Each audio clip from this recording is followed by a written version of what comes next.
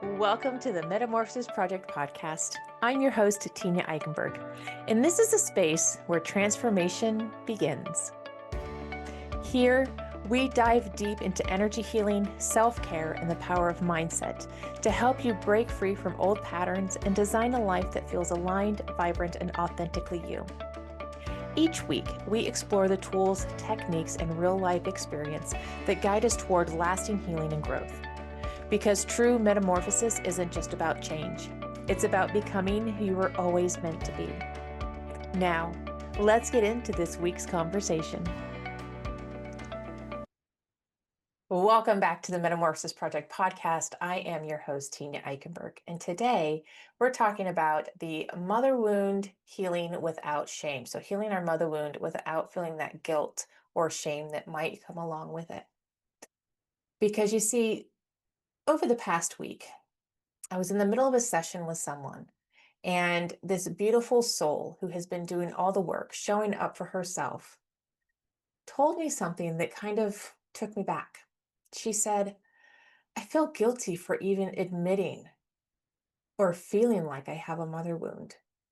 I feel like I'm betraying her just by saying that out loud. And I get it, because I've been there. I lived with that for years. And I know that some of you are living with that unspoken truth within your nervous system. I know you can just feel it.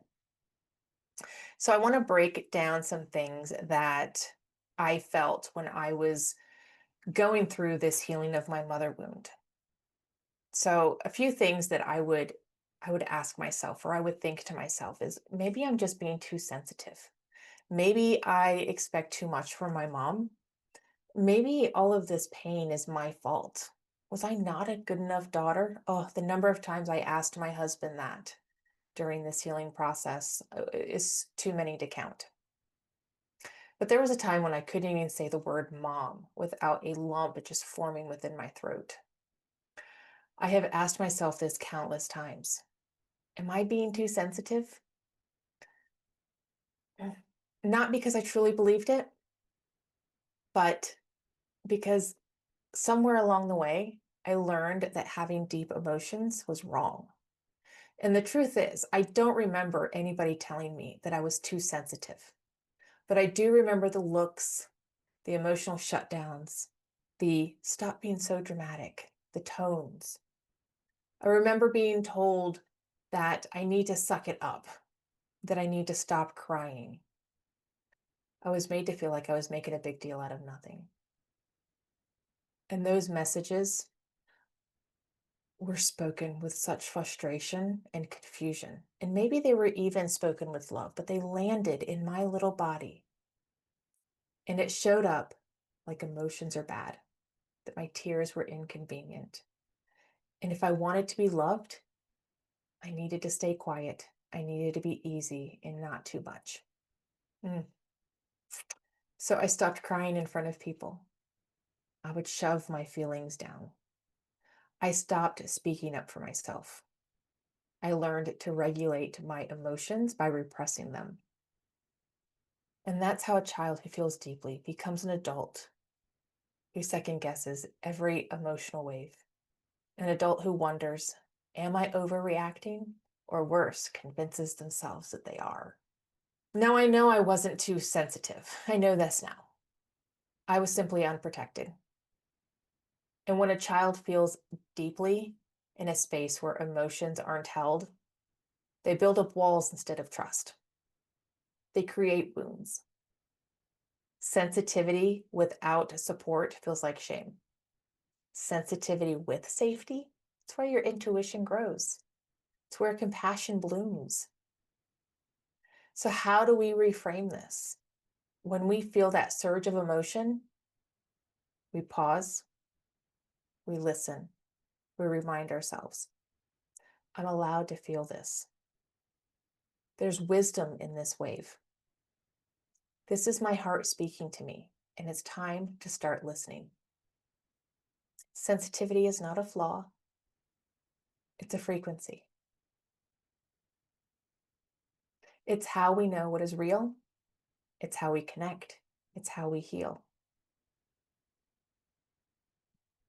And then there's the next layer. Maybe I expect too much from my mom. Or maybe I expect too much. Am I expecting too much from my mom? That question doesn't come from entitlement. It comes from heartbreak. It shows up in quiet wishes. I wish she'd call more. I wish she told me she was proud of me. I wish she tried to understand me. I wish she could hold space for me instead of making the conversations about her or getting defensive. I wish she felt safe. But then the shame creeps in, whispering, maybe I'm just asking for too much. The truth is, we're usually not expecting too much. We've just been taught to expect less. When you're a child who doesn't get their emotional needs met, especially consistently, you start to question those needs. You internalize the message that you're longing to be seen, supported, and soothed is too much. It's unrealistic and it's selfish. So you shrink yourself. You become the easy one, the good one, the one who can read the room. And instead of expressing your truth, you simply hide it. And by the time you're an adult, even your simplest desires, like wanting a meaningful conversation or feeling emotionally safe, can feel like too much to ask. But let's be clear about what we're all expecting. We're not asking our mothers to be perfect. We're not asking them to undo the past. We're likely asking for things like accountability instead of excuses, presence instead of performance, understanding instead of silence, and the freedom to express ourselves without guilt. That's not too much to ask for. That's the foundation of secure love. And sometimes our mothers simply cannot meet us in that space, not because we're asking for too much, but because they never received those things either. They might still be surviving from what they have not healed from. They might love us the only way they know how, but that doesn't mean it's the way that we need. That gap between what we needed and what we received, that's the wound. And you get to name it without shame. You get to grieve it without guilt. You get to want more without making her the villain. So next time that question sneaks in, am I expecting too much? Pause, breathe, and ask yourself, what is my inner child longing to receive? Can I begin to meet that need myself with love, with ritual, with community? Can I hold space for what is missing and still honor what is there? Healing the mother wound does not require demonizing your mom. It simply asks you to stop abandoning yourself to keep her comfortable. And finally, the one that aches the most. Is this pain my fault? Was I not a good enough daughter? That question does not come from logic. It comes from heartbreak. It comes from trying to make sense of the emotional abandonment, disconnection, and inconsistency, especially when it's from someone you are biologically wired to love. And let's be honest, children are wired to believe that everything is their fault. If a caregiver is emotionally unavailable, critical, or distant, a child doesn't think, "Ugh, my mom must be struggling with unresolved trauma." Mm-mm. The child thinks there must be something wrong with me. I'm too much. I didn't do enough. If I were better, maybe she would love me the way I need. And that does not go away as an adult. It doesn't just disappear. It lingers, even decades later. It whispers through your nervous system every time you feel unseen or unloved. Why do we blame ourselves? Because sometimes self-blame is less painful than facing the truth. The truth that someone we loved, we needed, couldn't or wouldn't show up for us the way that we longed for. And so, we take on that weight. We try to earn love. We try to be perfect.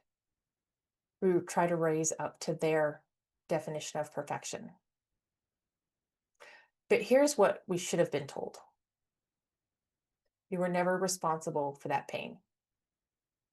You were never responsible for your mother's love. You were not responsible for her moods. You were not responsible for her wounds. You were not responsible for her healing. You were never meant to parent your parent. This pain is not your fault. Your worth was never the problem. Only her ability to see it was. Maybe she did love you. Maybe she still does, in the only way that she knows how. But if that love came with conditions, silence, control, or absence, it makes perfect sense that your inner child would still be asking, what did I do wrong? The answer is nothing. You were simply a child who wanted to be seen, supported, and safe. That's not being ungrateful. That's being human. So maybe the question isn't, was I good enough? Maybe the question is, what part of me still believes that unconditional love must be earned? What would I say to this little girl who asked me this? What do I need to feel safe in my own heart right now? And maybe even this. What if I was a good daughter and the pain still happened? That's not a reflection of your worth. That's a reflection of unmet needs. And those needs that still need to be met with tenderness, truth, and the healing that you're giving yourself. So here's where the shift happens. Healing the mother wound isn't about blaming your mom. It's about choosing you. It's not about making her wrong and tearing her down. It's about acknowledging that your pain is real and that your healing matters more than protecting someone else's comfort and narrative. Choosing you means no longer abandoning yourself. In the hope of being chosen, loved, or finally understood. It means I can hold compassion for her story and still honor my truth. You could recognize that she did the best that she could, even though it still wasn't what you needed. You can see her wounds without ignoring your own. And that's not betrayal, that's emotional integrity. The mother wound begins to heal when we stop waiting for someone else to validate it and validate our pain. When we stop hoping one day that she'll finally say the words that we needed to hear. And instead, we say them to ourselves. We begin to reparent ourselves in ways we always needed. We stop shaming her for being needy, emotional, and too much. And we start meeting her with love. We say, I'm not too needy. I'm allowed to take up space. I get rest. I get to feel. I never had to earn love. My worth I never had to earn love. My worth was always intact. And with that, something powerful happens when we do this. The aches in our heart start to loosen.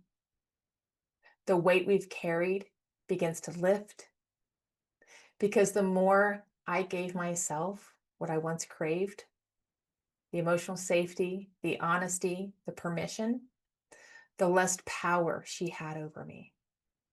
The less I waited for her to change the more I changed. The more I gave myself permission to be whole without her validation, the more I stepped into my own authority. That's when the real healing began. And it didn't all happen at once. It happened in micro moments, in quiet tears and ugly cries, in the choice to pause and breathe instead of lash out and shut down, in forgiving myself for the ways I'd overgiven or contorted myself to avoid rejection, in recognizing that my grief and my growth could exist side by side. Because healing the mother wound also involves grieving the mother that you didn't have, letting go of the fantasy version of her so that you can embrace you, the version that's no longer waiting to be chosen, the one who chooses herself every single day, who doesn't shrink in guilt, who lets herself feel joy without apology. That's what freedom looks like. And that's what becomes possible when healing the mother wound and starting to choose yourself. So now imagine this. You walk into a conversation and you don't shrink. Your nervous system doesn't brace for impact. You don't scan the room to see who's safe. You already know that you are. You speak clearly without apologizing for existing, without softening your truth to keep the peace. You say no and don't spiral into guilt or second guessing. You don't over-explain. You don't write a follow-up text to make sure they're not mad. You trust that your boundaries don't make you selfish. They make you sovereign. You let yourself rest without feeling guilty. You stop performing for worth. You take a nap, you skip the laundry. You lie on the floor if you need to and cry. And none of it threatens your value. You no longer confuse productivity with love. You understand that being is enough. You begin to trust other women, really trust them. You soften into connection instead of performing perfection. You release the need to compete or compare. You let yourself be seen in your joy, in your mess. And you begin to believe that not all intimacy leads to pain. You speak more gently to your inner child. When she gets triggered or scared, you don't shove her away. You don't silence her in shame. You sit with her, listen, and hold space. You let her cry. You tell her that she is safe now. You remind her that the life she's living is not the one that she was born into. It's the one you're building together.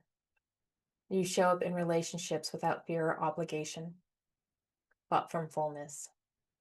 You show up in relationships not from fear or obligation, but from fullness. You don't mold yourself to who they want you to be. You don't anxiously chase love. You let love meet you where you're at. You choose partnerships, friendships, and communities that reflect your wholeness, not your wounds.